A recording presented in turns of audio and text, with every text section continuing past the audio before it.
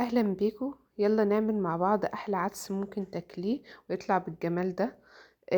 عندي العدس هنا مغسول ومتصفي بالشكل ده. حطيت عليه بصلة متوسطة وتوم وجزر. وسبتهم يغلوا، طبعا زودته مية وسبته يغلي في حلة على النار.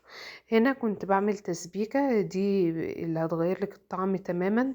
بصل طبعا بشوحه، بسيبه يدبل شوية.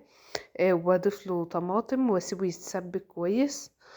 فكده عندي حلة فيها العدس وحلة فيها التسبيكة. اول ما الاقي العدس بدأ اللي هو يطرى يعني، وهو والمكونات اللي معاه بضربه بالهاند بلندر بالشكل ده.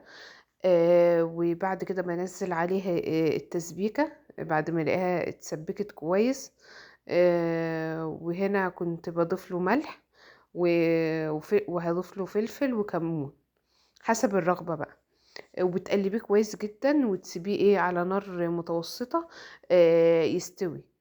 في صينية بنزل العيش متقطع بالشكل ده، بحط عليه معلقة سمنة وشوية زيت. في العدس ممكن تضيفوا له معلقة سمنة بتعزز الطعم أكتر.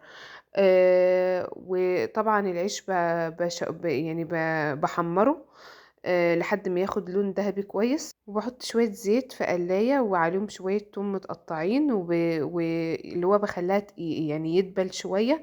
وبضيف له شوية خل وده اللي هضيفه فوق التسقية بتاع العدس.